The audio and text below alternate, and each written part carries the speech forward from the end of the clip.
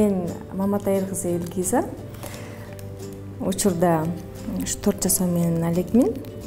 Ооба, футблогер деп айта алам өзүмдү. Мага уже 2018-ден бери 4 жыл болот быйыл.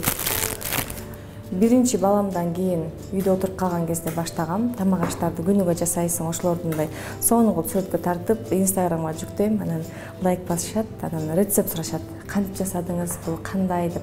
Ошентип рецептин жазып, улам киргизген сайын подписчик көбөйүп баштады. Анан көбүнчө мен очокко тамак аш кылам да, ошого мындай натуральный кылам да. Мисалы, жолдошумду балык алып кел, же эт алып кел, же дагы цветная капуста алып кел, айтпайм. Үйдө эмне бар болсо ошодон эле жасай берем. Сабиз менен эле картошкалоо, ошодон эле бир необычный тамактарды кылып, өзүм кызыккан үчүнчү. Тамактарды ойман чыгарып эле жасап отуруп, анан очокко тамак жасап отуруп эле подписчиктер тез жыйналды. Көбүнчө тамак аш болгон үчүн да. Биринчи аз эле болчу, ошо өзүбүздүн туугандар, достор, аз эле. Эстегеним, очокко тамак жасагандан көп эметтим да, көтөрүлдүм. Казактардан бери лайк басышып, аларда комментарий жазышып дегендей. Баарын колунан келет, баары жасаган эле тамак, мисалы, ошол эле оромо, манты, курдак дегендей. Ошону эле болгону менен видеого тартам дагы, анан монтаждап эле киргизем да, түшүнүктүү кылып. Мисалы, картошка салдым, андан кийин эмне салдым, ошонун баарын ирети менен салып отуруп, ошонун баарын монтаждап эле киргизип подписчик топтолду да. Менин кесибим, мен Бишкекте окуп бүтүргөм, Президентский академияны, государственное муниципальное управление деп 5 жыл окуп бүтүрдүм. Кесибим боюнча 1 жыл иштедим, андан кийин уже декретте отуруп, ушул ишти баштадым да. Фудблогер болуп, анан кондитерскийди өздөштүрүп, ушул күнгө чейин азыр тортторду жасайбыз заказ менен.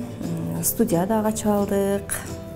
Баарын эле колунан келет, болсо болот. Мындай мен башында буга чейин Инстаграм алып барганга чейин мындай жашоом кызыксыз беле айтып бир башкача болчу да. Анан уже Инстаграм ачып, иштетип баштагандан кийин жашоом кызыктуу болуп, анан элдер сонун болуптур да, кандай жасасам деп мындай алардан кайра мотивация алып, алар менден алып дегендей. Мен көбүнчө эшиктер шыпырып, очокко тамак аш кылсам айтышат эме деп. Сизди көрүп биз дагы кыймылдадык, сени көрүп мен дагы туруп үйдөрүм жыйнадым депчи. Ошол сыңары мындай жашообуз да кызыктуу болот. Анан бир чети ошол эле учурда кирешеге дагы чыкса болот. Ошол баракчасы менен алып барып отурупчу. Мисалы, именно тамак аштар болсо, ошол тамак аштарды эсле мыкты, жакшы жасаган болсоңуз, мастер-класстар кылып акча тапсаңыз болот. Баракчаңыз активдүү болсо, реклама кылып акча тапсаңыз болот. Акча табуунун жолдору көп, негизи Инстаграмдан баракча ачсаңыздар болот.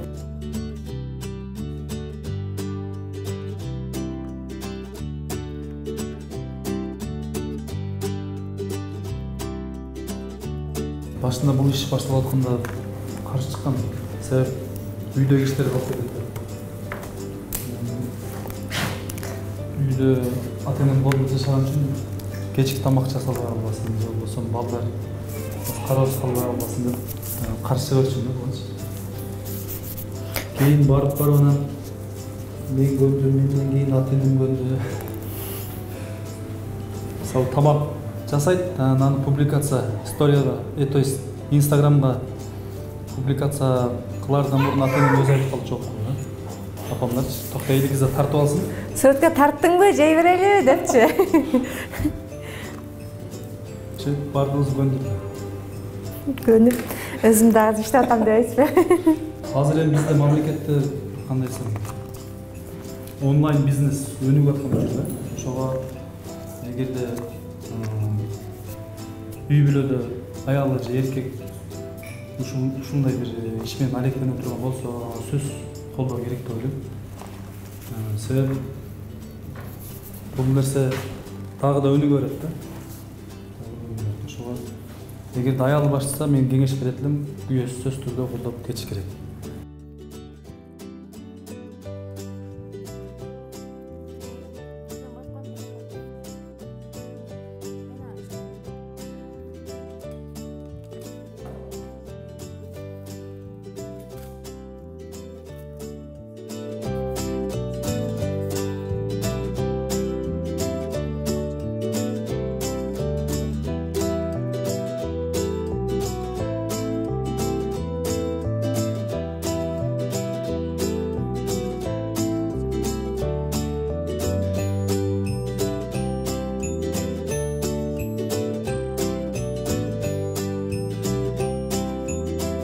Мына достор, биздин тортубуз даяр. Ушундай детский торт болду. Алинур деген балага арналды. Алинур 1 жашта. Ушундай сонун торт болду. Азыр эми буну салабыз өзөйсүнө.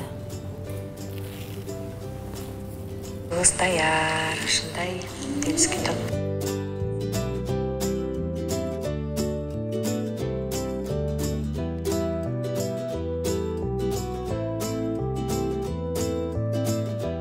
Башында бир 900 ушундай эле подписчигим бар эле.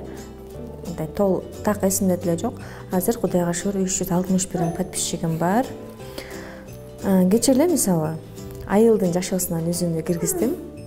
Именно Россияда жашагандар, Кыргызстанды сагынгандар үчүн мына кыл чөбөгө, сары май, мына мычкыма деп коет, жарма, сары май, тандырдын наны, ушул сыяктуу. Казанда бышкан оромо, каймак менен. Негизи тамак аштар көп, анан тойлорго мындай өпкө, жылан, өрдөктөр жасайм, өпкөнү мындай акы кылып коебуз.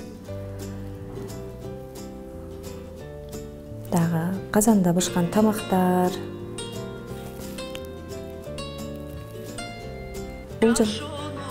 Бул жакта дагы казанда бышкан тамак.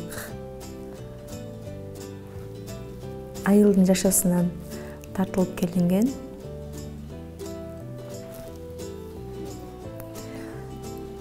Көбүнчө ушул айылдагы жашоого көбүрөөк кызыгышат. Ушундай мисалы казанга тамак, өпкө ошолорду жасаганда көбүрөөк мындай комментарийлер жазылат, жакшы ой пикирлер жазылат. Ошого болушунча натуралдуу тамактарды киргизгенге аракет кылам.